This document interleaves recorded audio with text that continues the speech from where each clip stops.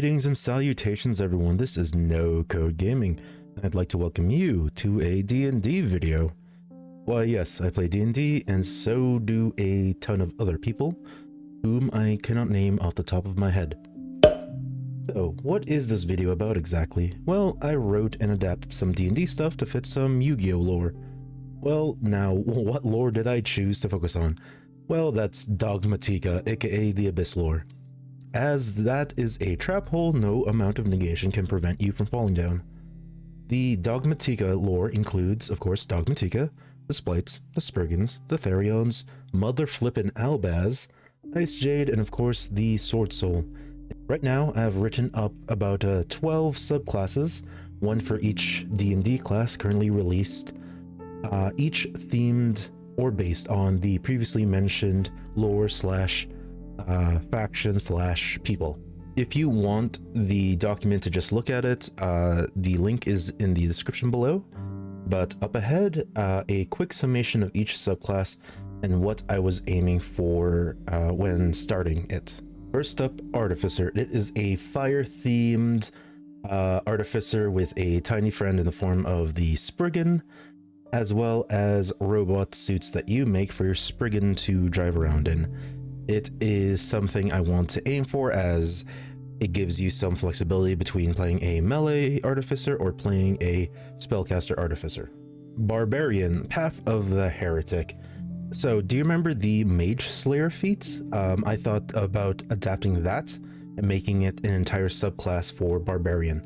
Basically, their entire shtick is they're the heretics that's mentioned in Dogmatika lore, and they don't like Dogmatikas, so basically the class is centered around dealing magic damage or fighting against magic slash spellcasters. Now for bards, it's the Despia, so basically the entire class is centered around using the frightened condition and dealing psychic damage. Yeah, it's basically the damage dealer slash CC class for bard that I don't feel that they have. Now for clerics. I'm talking about all the way to the top, yeah. Unjustifiably in position that I'd rather not be. But the cleric will rise to the top, oh yeah. Holy wrestling cleric, yeah. Has got more to offer than Tiamat thinks that I got, yeah. And let me tell you something, I do a bad Macho Man Randy Savage voice. But yeah, the cleric, aka the Therion domain, I wanted a cleric class wearing mech suits that do wrestling. Now for druids, I was thinking about Circle of the Moon, but I wanted the animal forms to be a bit more personalized and something that sticks with you in your journey as a druid. So I thought, oh, what kind of animals stay with us from the beginning of the game to near the end of the game? And I thought, oh, Pokemon. So I'm giving you 3 mythical animal forms that you can turn into when you take this druid subclass, and the forms hopefully get stronger as you level. I'm hoping they don't become too strong because I tried to make them as utility based as possible, but here we are. And now for the fighter subclass. It's Sword Soul, so we have some thunder damage, sword beams, and your sword having a literal soul. Look, trying to translate synchro mechanics into this game is a lot harder than I thought it would be. So, synchro, sound, thunder damage, ha. But other than that, the Sword Soul, I know that you summon a token so that you become stronger. It's something akin to that. The sword actually helps you fight as well as helps you provide bonuses to skill checks and AC. So it's there to protect you like a token would. I know, leaps and bounds. I'm surprised my brain's not a professional gymnast. Monk, Way of the Golden Soul. It's literally Way of the 4 Elements, Cleric Edition, but hopefully not as bad. And we now have a Kung Fu Cleric, so take that as you will. And now Paladins, Dogmatika, of course. I translated the extra deck as having advantage on checks / rolls, so when your enemy gets those, you can cancel them out. I also read that the Stigmata is something that empowers your body as well as your mind, so then I put something for Channel Divinity where you can choose mind, body, or soul, gain advantage in that. The other thing that they do is branding heretics and fighting them. So of course you can mark a target as a heretic. You get some bonuses when fighting the heretic. And what's always fun about the paladins is their level 20 ability, and that's Dogma the Calamity. God, that was hard to say. But basically you can make it so that your allies have a ton of advantage and your enemies cannot benefit from advantage.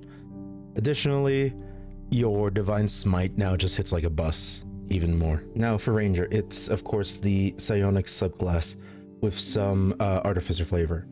I tried to flavor the psionic stuff that you can find from Tasha's Cauldron of Everything and flavor it to reference the abilities / stats of the main deck Tri-Brigade monsters at lower levels. And as you gain levels, you're able to call upon the extra deck monster version. So like, for example, Farigid, based on her arch, she's a sniper, so I decided to increase your range on long range damage. Bearbrum's the tanky guy, or gal, I shouldn't judge. That's so basically if you decide to configure it to Bearbrum, you get a +1 bonus to your AC. And then Rugal seems to be the short range scrapper of the bunch, so decide to make the Rugal version akin to melee fighter ranger. Again, want to give you guys as much options as possible. Now the rogue subclass decided to call it the branded, as that is what some of Albaz's dragon forms are called. And yeah, it's basically rogue that can turn into a dragon, because rogues sometimes are greedy, dragons are very greedy, so ta-da! Put 2 and 2 together, you get this. Of course, it's sort of based on the classes / advantages that you can find in Fizban's Tome of Dragons. I think that's what the book was called. But yeah, I tried to center it around you becoming a dragon and getting the strength / cunning / dexterity of a dragon. Now, sorcerers, fireballs and lightning, very, very frightening.